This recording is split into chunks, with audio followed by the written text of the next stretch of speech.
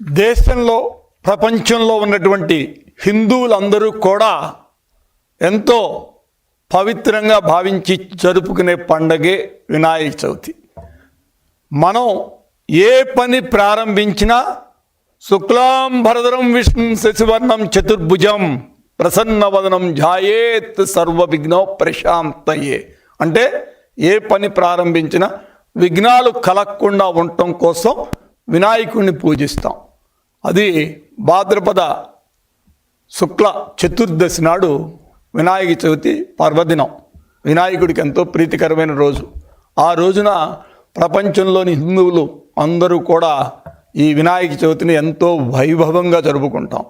అనేక మండపాలు వేసుకొని ప్రతి ఊరిలో కూడా ఒక మండపం, చిన్న పల్లెటూర్ల దగ్గర నుంచి సిటీలు, ప్రతి చోట ప్రపంచంలో అన్ని చోట్ల కూడా వినాయక చవితి చాలా వైభవంగా జరుపుకుంటాం. దానిలో రకరకాల అష్టోత్తరాలు, దేవుడి అష్టోత్తరాలు సహస్రనామాలతో మారు మోగుతూ ఉంటాయి వినాయక చవితి మండపాలు. ఎందుకంటే భక్తి విశ్వాసాలకు అది ఒక నిదర్శనం.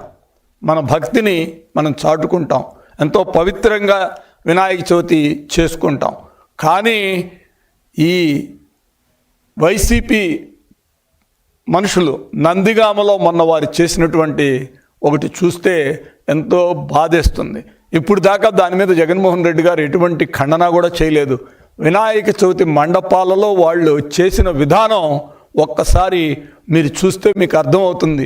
వాళ్ళు చేసిన పని ఏంటంటే వినాయక చవితి మండపాలలో చికెన్ బిర్యానీ వడ్డించారు. చికెన్ బిర్యానీ వడ్డిస్తారండి? ఎవడన్నా మత్తుందా చేస్తారా ఈ పనులు? ఎంతో పవిత్రంగా చేసే ప్రసాదం ఏ విధంగా ఉండాలి? ఒక్కసారి ఆ మీడియా చూడిన తర్వాత నేను మళ్ళీ మాట్లాడతాను. వినాయక విగ్రహాలు పెట్టి ఎంతో భక్తితో చేస్తాం. వినాయక చవితి అంటే మనకు ఒక శక్తిని ఇస్తుంది వినాయకుడు. తర్వాత భక్తి భావంతో మనం చేసుకునే పనులన్నీ కూడా ముందుకెళ్తాయని ఆలోచనతో చేసేదే వినాయక చవితి. ఇలాంటివి ఈ గత ప్రభుత్వంలో వాళ్ళు ఎందుకంటే విభజన చేయటం, వర్గాల మధ్య కుమ్ములాటలు పెట్టడం, ఫేక్ ప్రచారాలు చేయటంలో ఈ వైసీపీ వాళ్ళు PhD చేశారు. దానిలో భాగంగానే నిన్న ఒక వీడియో చూశాను. నిన్న చంద్రబాబు నాయుడు గారు పోయి మొన్న వారం రోజుల క్రితం కుప్పంలో నీళ్లు వదిలారు. 735 కిలోమీటర్లు ప్రయాణం చేసి కృష్ణమ్మ కుప్పానికి చేరుకుంది. ఆ వీడియోలలో కూడా ఫేక్ వీడియోలను రిలీజ్ చేయటం. ఎందుకంటే వాళ్ళు చేసిన పని అది. వాళ్ళప్పుడు జగన్మోహన్ రెడ్డి గారు ఓపెన్ చేసిన మర్నాటికే నీళ్లు రాకుండా పోయినాయి. అది ఆ ఫోటోలు అవన్నీ కూడా ఉన్నాయి. అలాంటివి తిరిగి ఎలాగే జరిగిందని చెప్పి ఫేక్ ప్రచారాలు చేయటంలో వైసీపీ వాళ్ళు చాలా PhD చేసి డాక్టరేట్లు కూడా ఇవ్వచ్చు. ఫేక్ యూనివర్సిటీ పెడితే అది వైసీపీ పార్టీకే ఇవ్వాలి. ఇది పేటెంట్ ఇచ్చేస్తే వాళ్లే దాన్ని నడిపే పరిస్థితి ఉంది. ఇలాంటి వ్యవస్థలో వీళ్ళు వర్గాల మధ్య చేస్తారు, చిచ్చులాట పెడతారు. అదేవిధంగా తిరుమల తిరుపతి దేవస్థానాన్ని కూడా నీకు అనేక విధాలుగా నీకు వాళ్ళ పవిత్రతను దింపడానికి వాళ్ళు చేసిన ప్రయత్నాలు మనం చూసాం. అదేవిధంగా తిరుపతిలో మీరు మనం చూశారు వాళ్ళు చేసిన ప్రయత్నం ఏ విధంగా ఉందో. ఇవాళ ఈ మండపంలో వాళ్ళు చేసిన పని మనం చూసాం. ఎక్కడ చూసినా వాళ్ళ 5 ఏళ్ల ప్రభుత్వంలో హిందూ మతం మీద దాడి చేసినటువంటి వ్యక్తులే ఇవాళ మళ్ళా కూడా అదే ప్రయత్నాలు చేసుకుంటూ అదే విధంగా చేస్తూ వాళ్ళు కావాలని ఒక వర్గ భేదాలు సృష్టించాలని చెప్పి చూస్తున్నారు. దీనికి నేను ప్రభుత్వాన్ని ఒకటి కోరుతున్నా, మీరు కూడా దీని మీద పర్యవేక్షణ ఉండాలి. మనం కూడా దీని మీద ప్రభుత్వం తరపున నేను కూడా ముఖ్యమంత్రి గారితో మాట్లాడి ఈ మండపాల్లో ఏ విధంగా ఉండాలి ఏంటి కొన్ని రూల్స్ అండ్ రెగ్యులేషన్స్ కూడా పెట్టాలి. వీళ్ళు ఇష్టం వచ్చినట్టు వీళ్ళు చేస్తే ఇది ఊరుకోము, దీని మీద కేసు పెట్టాలి, వీళ్ళ మీద తగినటువంటి చర్యలు తీసుకోవాలని మీ ద్వారా నేను కోరుతున్నాను. ఇదే విధంగా అన్ని రాజకీయ పార్టీలు కూడా మత విశ్వాసాలను గౌరవించాలి. ఎక్కడైనా ఒక తప్పు జరిగితే ఆ తప్పుని తప్పు అని చెప్పే పరిస్థితిలోకి మీరు రావాలి. ఇవాళ మీరు దీని మీద జగన్మోహన్ రెడ్డి గారు ఎందుకు దీని మీద మాట్లాడరు? ప్రతిరోజు ఏదో కార్యక్రమం మీద మీరు మాట్లాడుతూనే ఉంటారు.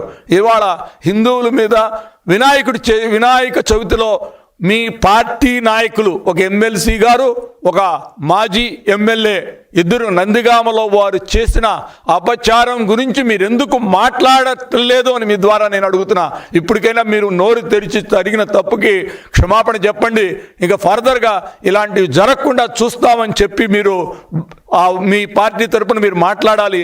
ఆ విధంగా మీరు మాట్లాడకుండా ఇదే విధంగా నీకు మత ద్వేషాలు పెంచుకుంటూ పోతూ ఉంటే ఈ సమాజంలో ఇప్పటికే మిమ్మల్ని సమాజం ప్రజలు మిమ్మల్ని తిరస్కరించారు. ఎందుకంటే 151 సీట్లు ఇచ్చిన ప్రజలు మీకు 11 సీట్లు ఇచ్చారు. ప్రతిపక్ష హోదా కూడా లేదు ఇవాళ.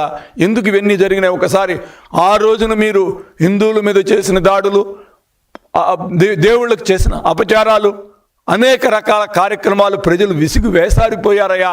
మళ్ళా మీరు ఇప్పటికైనా మారండి. మీరు మారకుండా ఇదే ప్రయత్నంగా ఇదే విధంగా మీరు చేసుకుంటూ ప్రతిపక్షంలో కూడా ఉంటూ వర్గ ద్వేషాలను పెంపొందించడం కోసం ఈ విధంగా మీరు చేస్తుంటే, రెచ్చగొట్టే కార్యక్రమాలు చేస్తుంటే ప్రభుత్వం మాత్రం చూస్తూ ఊరుకోదు. అలాంటి వారి మీద తగిన చర్యలు తీసుకుంటామని కూడా మరొకసారి మీకు నేను తెలియజేసుకుంటున్నా. అదేవిధంగా ఆ వీడియోని ఇప్పుడు నేను నా ఫోన్లో మీకు నేను చూపెడతాను. ఒక్కసారి మీరే చూడండి. ఎందుకంటే ఒక్కసారి మీరే చూడండి ఆ వీడియోలో ఏం జరుగుతుందో. వాళ్ళు ఏం వడ్డిస్తున్నారో చూస్తున్నారా? ఒక్కసారి మీరే చూడండి. చికెన్ బిర్యానీని వైసీపీ ఎమ్మెల్సీ అరుణ్ కుమార్ గారు వడ్డిస్తున్నారు. పక్కన వాళ్ళ సోదరుడు మాజీ ఎమ్మెల్యే ఉన్నారు. ఇదా మీరు హిందూ దేవతలకు, హిందూ మతం మీద మీకున్న గౌరవం, హిందూ దేవతలను మీరు గౌరవించే విధానం ఇదేనా? ఆచారాలను పాటించే విధానం ఇదేనా? ఒకసారి మీరే చూడండి. ఇది ఆచారమా? ఎక్కడైనా జరుగుతుందా? ఏ గుళ్ళోనైనా ఎక్కడైనా కానీ చికెన్ బిర్యానీ వండించి వడ్డన చేసే కార్యక్రమాలు జరుగుతాయా? ఈ దేశంలో, ఈ రాష్ట్రంలో ఏ మండపంలోనైనా ఇలాంటి జరిగిందా అని ఒకసారి మీ ద్వారా నేను అడుగుతున్నా. అంటే మీరే ఆలోచించండి. మీరు ఈ విధంగా చేస్తే ప్రజలు మిమ్మల్ని క్షమించరు. రాబోయే కాలంలో ఈ 11 సీట్లు వచ్చే అవకాశం కూడా లేదు. మీకు 0నే వస్తాయి. ఇలాంటి పనులను చేస్తే ప్రజలు క్షమించరు. అందరూ కూడా దీని మీద తీవ్రంగా ఆలోచిస్తారు. ప్రభుత్వం కూడా దీని మీద తగిన చర్యలు తీసుకోవాలని మీ ద్వారా నేను కోరుతున్నాను.